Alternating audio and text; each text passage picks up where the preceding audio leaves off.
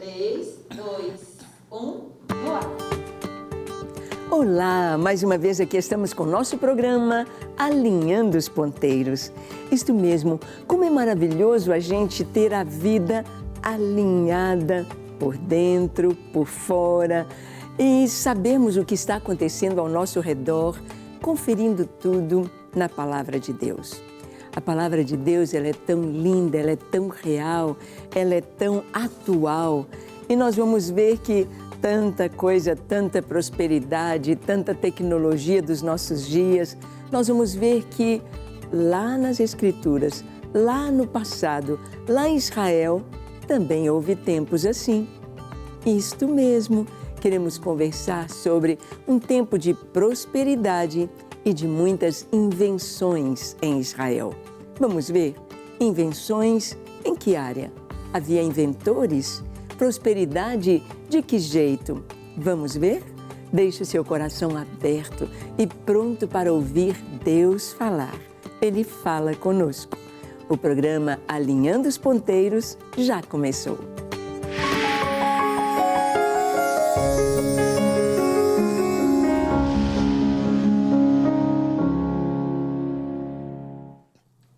Muito bem, às vezes nós olhamos os nossos dias e vemos tanta tecnologia, vemos tantas invenções, vemos tanta criatividade, vemos os homens colocando todo o seu potencial para trazer tranquilidade, segurança, lazer, para trazer a melhor forma de viver através de invenções, através da tecnologia.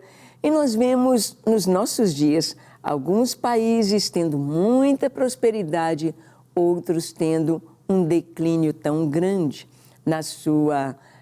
em sua economia e mesmo na educação. Nós vamos ver que Israel experimentava tempos tão maravilhosos, tempos de tanta prosperidade. Quando? Será que nós podemos fazer uma relação entre o rei que servia ao Senhor, os dirigentes da nação que estivessem alinhados com Deus e a prosperidade na terra? Será que nós podemos enxergar isto na história de Israel? Será que isto seria uma realidade na história das outras nações também? Vamos ver o que a palavra de Deus nos diz. Olha, Deus prospera a nação de Israel por causa do rei. Olha o que está escrito em 2 Crônicas, capítulo 26, de 4 a 5. Está escrito assim: Ele fez o que era reto perante o Senhor, segundo tudo o que fizera Amazias, seu pai. Propôs-se buscar a Deus nos dias de Zacarias, que era sábio nas visões de Deus. Nos dias em que buscou ao Senhor, Deus o fez prosperar. Bem, este foi o rei Uzias, um rei que andou alinhado com a vontade de Deus.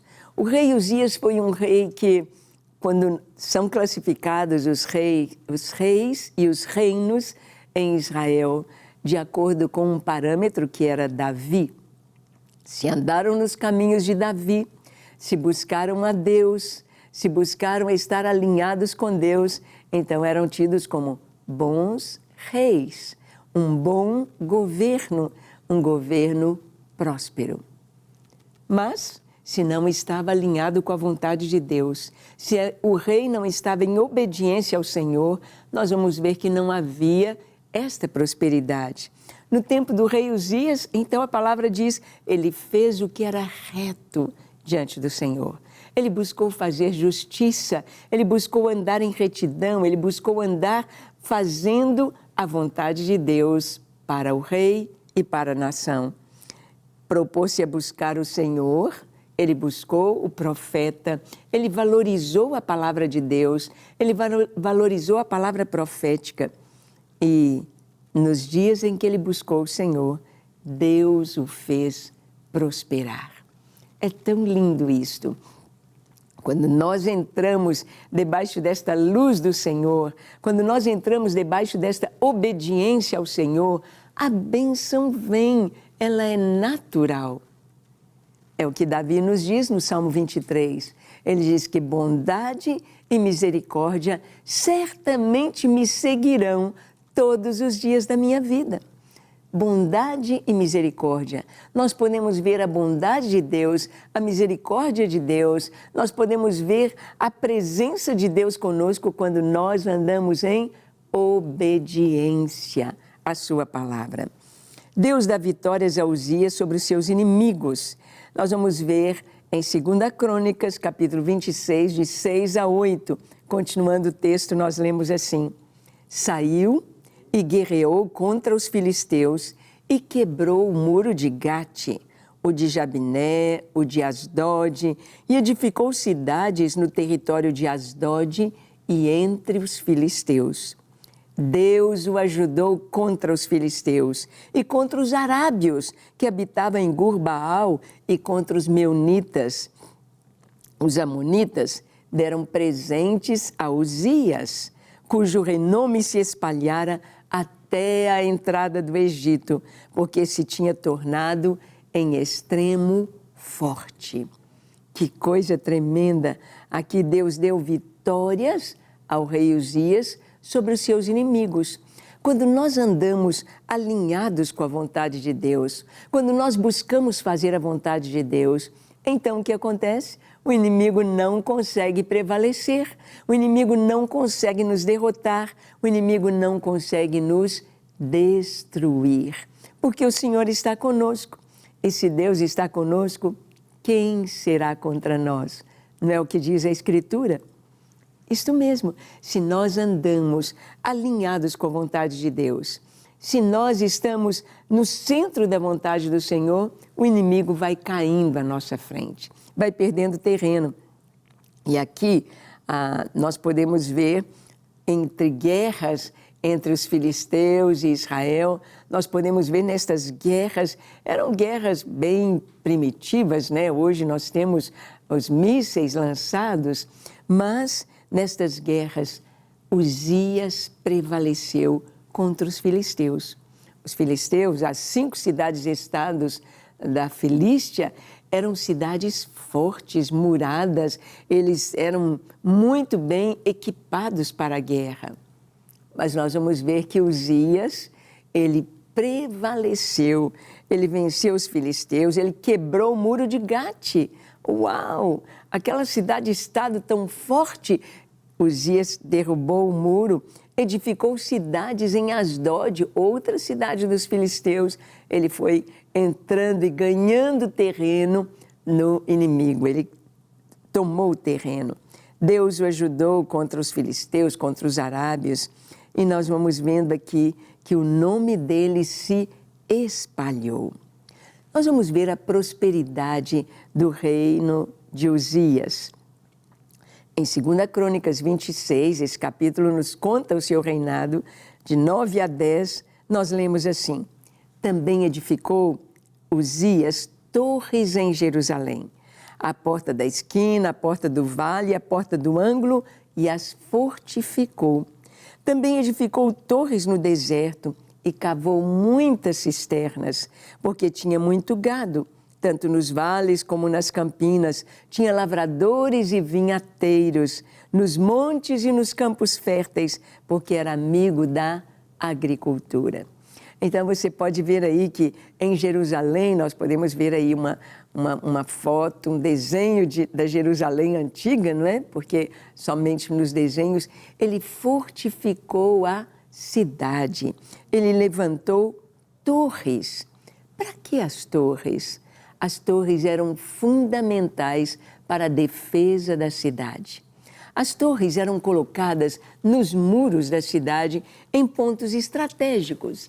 Aqueles pontos estratégicos eram os pontos, podemos dizer, mais vulneráveis, onde o inimigo podia entrar, onde o inimigo podia usar os seus artefatos de guerra para derrubar o muro. Ali, naqueles pontos, então, se colocavam torres. E Uzias, ele fez exatamente isso. Ele fortificou Jerusalém, ele levantou torres.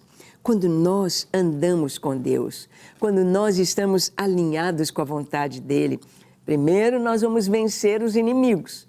Nós vamos derrotar todos os inimigos de Deus que vêm contra as nossas vidas, mas nós também vamos fortalecer as nossas bases, levantando torres. O Ministério de Leões é um ministério de torres. Nós temos levantado torres de oração nesse Brasil, torres de oração nas nações, nos 5 continentes, temos levantado torres de oração. Um exército de intercessores, de adoradores, de homens, mulheres, de jovens e até um exército de crianças orando, buscando ao Senhor. Porque nós precisamos fortalecer a igreja, fortalecer os seus muros, e isto é através da oração. Uzias, então, ele teve muita prosperidade aqui, além de fortalecer a cidade de Jerusalém, a capital do reino. Aqui nos diz que ele abriu muitas cisternas. Cisterna é água, água para a agricultura. Então, ele levantou água para ter bastante produção agrícola. Diz o texto, porque ele era amigo da agricultura. Sim, caminham juntos, tanto os exércitos, a defesa de um país, quanto a sua produção, a produção de alimentos. Uzias, então, teve a bênção do Senhor, andou com o Senhor. E nós vemos isto, uma nação é abençoada quando o seu líder, quando o seu rei, quando aquele que está dirigindo a nação está alinhado com Deus, a bênção vem.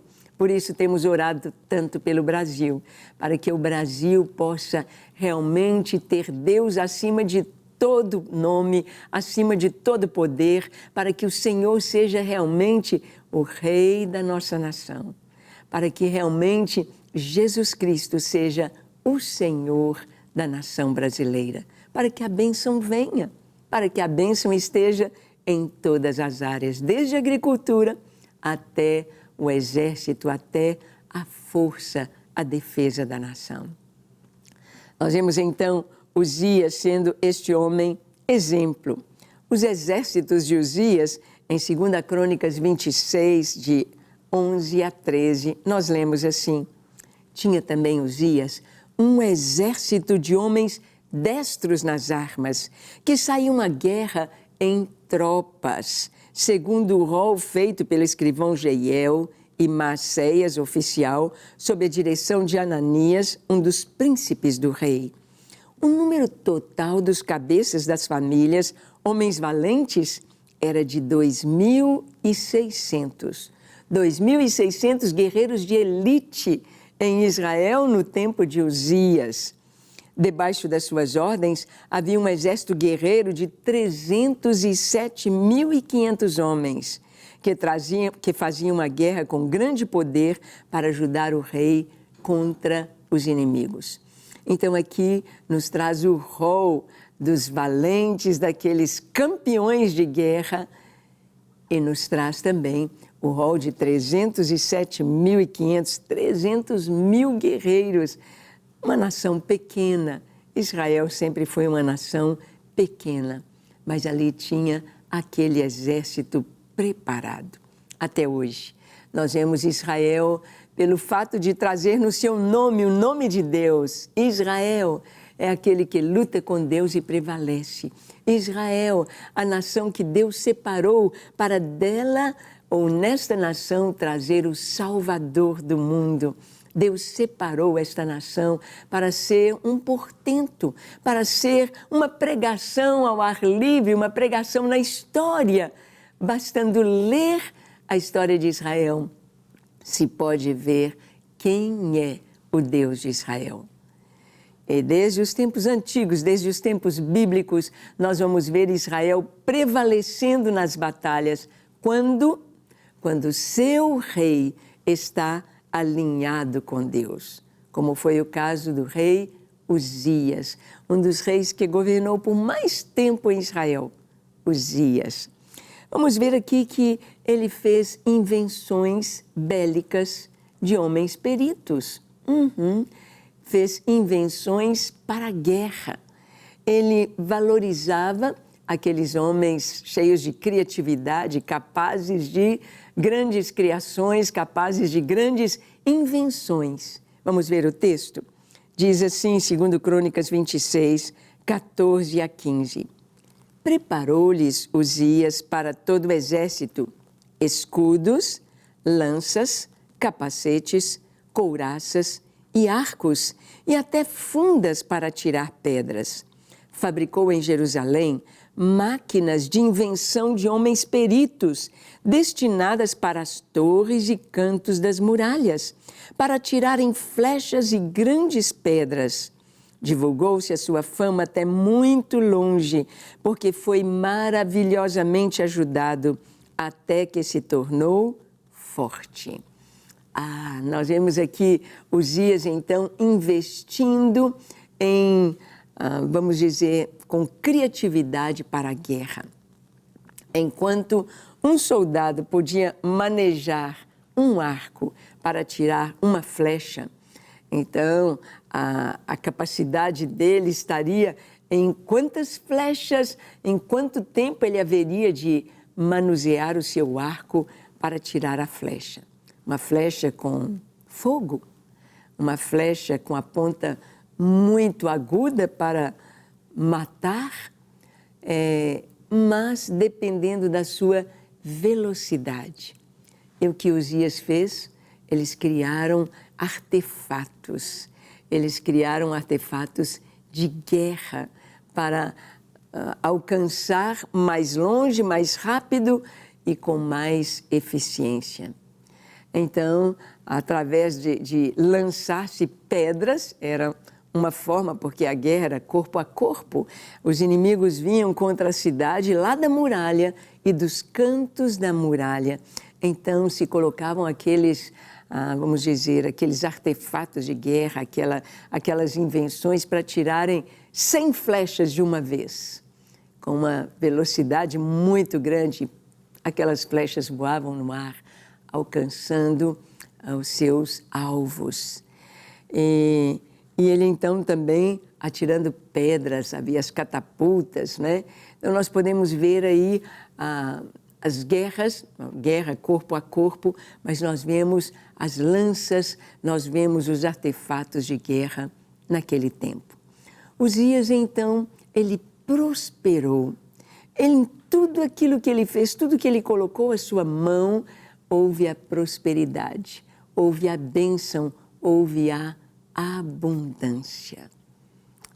Este, podemos dizer, é um segredo de vitória e de prosperidade na vida de qualquer pessoa. Qualquer pessoa.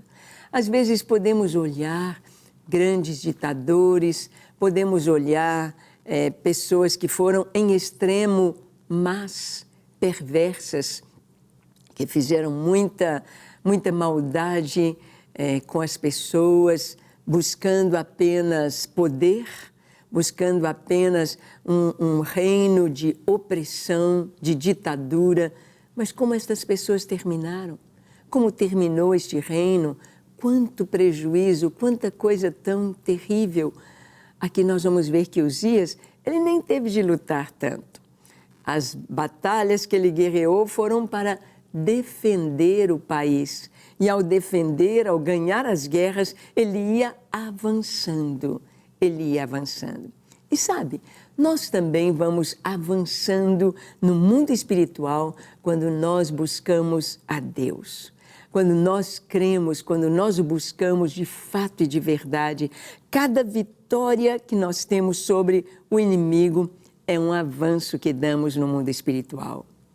Deus quer que nós caminhemos de vitória em vitória, de triunfo em triunfo. O inimigo é uma grande realidade. Não tem jeito de ficar livre. As guerras, as batalhas, as lutas da vida, elas existem. Nós temos de lutar. Mas é tão importante lutarmos crendo e sabendo que Deus está conosco, e sabendo que Deus vai à nossa frente, e sabendo que a vitória do Senhor é certa. Mas para isso temos de estar alinhados com Deus. Alinhados com Deus. Então, tudo aquilo que pusermos à mão vai prosperar. Tudo, tudo, em todo tempo, em tudo que colocarmos as nossas mãos, vamos ver a bênção do Senhor. Isto é estar alinhado com Deus.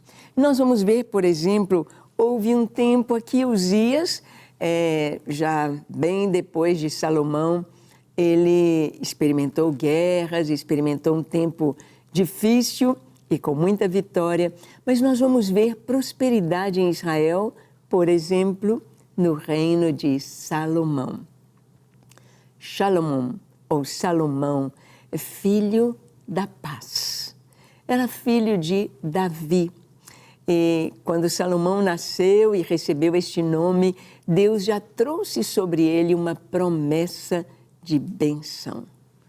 Uma promessa de que ele haveria de reinar um reinado de paz.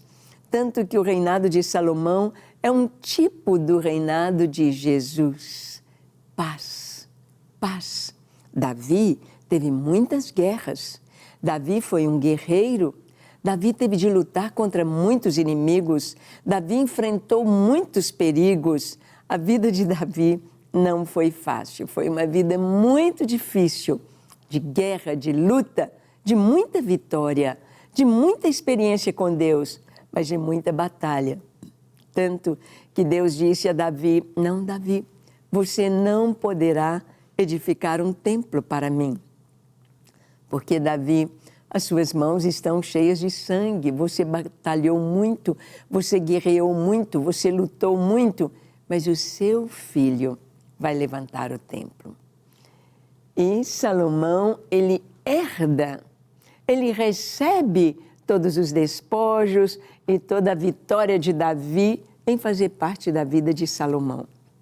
Existem nas gerações, algumas gerações de muita batalha, algumas gerações de muita luta, algumas gerações muito difíceis, com muitos inimigos, mas os que vêm depois já recebem a paz, a tranquilidade. Muitas vezes o pai tem de lutar muito para que a família possa prosperar e os filhos já vão receber de uma maneira mais tranquila tudo que seus pais plantaram. Assim foi com Salomão. Vamos ver aqui, 2 Crônicas, capítulo 1, de 14 a 17, vai nos falar da prosperidade de Salomão, ou de Salomão. Vamos ver? Está escrito assim: Salomão ajuntou carros e cavaleiros, tinha 1.400 carros e 12.000 cavaleiros, que colocou nas cidades para os carros e junto ao rei em Jerusalém. Fez o rei em Jerusalém que houvesse prata e ouro como pedras, e cedros em abundância como os sicômoros que estão nas planícies. Os cavalos de Salomão vinham do Egito e da Cilícia, e comerciantes do rei os recebiam da Cilícia por certo preço. Importava-se do Egito um carro por 600 siclos de prata e um cavalo por 150, nas mesmas condições. As caravanas traziam e os exportavam para todos os reinos dos heteus e para os reis da Síria. Então, aqui está falando do comércio exterior que havia no tempo de Salomão. Aqui está falando de toda a força bélica que Salomão tinha, apesar de não guerrear, apesar de não usar essa força bélica. Nos diz aqui que ele tinha 1.400 carros.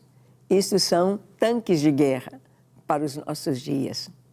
1.400 carros.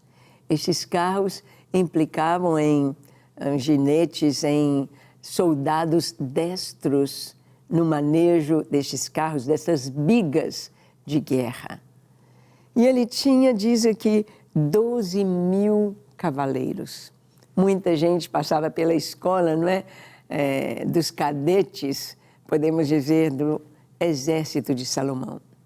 Todos preparados, 12.000 cavaleiros, que ele colocou nas cidades para os carros e junto ao rei em Jerusalém. Então, a locomoção de Salomão indo para o norte do país, para o seu palácio de inverno, lá em cima, junto do Monte Hermon, ou palácio de verão, lá perto de Jericó, ao sul, junto ao deserto da Judéia, seu palácio de verão, toda essa caminhada, essa trajetória, e andando pelo país com tanta tranquilidade, com tanta riqueza, com tanta prosperidade, assim foi no tempo de Salomão. Aqui o texto diz que prata e ouro era como pedra, tinha tanta prata e tanto ouro. O dinheiro corria solto, era tempo de prosperidade. As pessoas dizem, ai, que tempo bom ter prosperidade. Mas a prosperidade também pode servir como uma pedra de toque para provar o nosso amor por Deus. A bênção na nossa vida é uma consequência de estar alinhado com Deus. Mas, muitas vezes, a pessoa valoriza tanto a riqueza, olha tanto para a riqueza, que se esquece da maior riqueza, que é Deus. Salomão, ele ficou tão rico, ele investiu tanto, ele tinha tanto, mas no final ele começa a se distanciar de Deus. Ele começa a esfriar na sua fé. É um risco que as pessoas correm, um risco de esfriar na fé. Eu me lembro de um irmão na igreja que disse, olha, eu sonhei tanto em ter um sítio. Eu queria ter um sítio e consegui ter um sítio muito bonito, muito agradável, mas assim que eu tive o sítio, eu comecei a desviar, a esfriar, porque o tempo que eu tinha para ir ao sítio era no final de semana. Final de semana era no tempo dos cultos da igreja. E se eu não vinha à igreja, a minha fé foi esfriando. Nós temos de ter cuidado com isso, porque às vezes prosperidade vai servir como uma pedra de toque com relação ao nosso amor a Deus. Salomão, ele experimentou isso. O templo que ele levantou, em 2 Crônicas 2, 5 a 6, está escrito, ele dizendo, a casa que eu edificarei há de ser grande, porque o nosso Deus é maior do que todos os deuses. No entanto, quem seria capaz de lhe edificar casa, visto que os céus e até os céus dos céus não o podem conter? E quem sou eu para lhe edificar a casa, senão para queimar incenso perante ele? Salomão disse, a casa que eu vou edificar, o templo, há de ser grande, porque o nosso Deus é grande. Ele ocupa os céus e a terra. Ele é digno do melhor. Muito importante, quando nós damos o primeiro lugar ao Senhor e buscamos fazer a sua vontade e viver para a sua glória. Bem, eu não sei como está a sua vida, se há muita prosperidade, se há muita necessidade, mas o mais importante é estar alinhado com Deus. Porque quando estamos alinhados com Ele, vencemos os inimigos e tudo que fizermos, em tudo que pusermos nossas mãos, seremos bem-sucedidos. Vamos orar? Feche seus olhos, curve a sua fronte e ore comigo agora, dizendo assim, Senhor, eis-me aqui em Tua presença. Eu louvo o Teu nome, te bendigo e te agradeço, Senhor, por tudo que o Senhor tem feito em minha vida. Te entrego o meu coração com tudo que sou, com tudo que tenho. É Teu, Senhor. Toma minha vida, lava-me, limpa-me, transforma-me Encha-me com o Teu Espírito Santo, capacita-me para fazer a Tua vontade e alegrar o Teu coração. Eu quero andar em Teus caminhos e fazer a Tua vontade, alegrar o Teu coração. Recebe a minha vida e ensina-me, em nome de Jesus. Amém, amém e amém. Graças a Deus. É isso aí. O que temos de fazer é viver para a glória do Senhor. Esta é a verdadeira riqueza. Esteja, portanto, alinhado com o nosso Deus e com a sua vontade. Que Deus te abençoe grandemente e te espero no nosso próximo programa, quando aqui estaremos abrindo as Escrituras e alinhando os ponteiros dentro da vontade do nosso Deus. Deus te abençoe.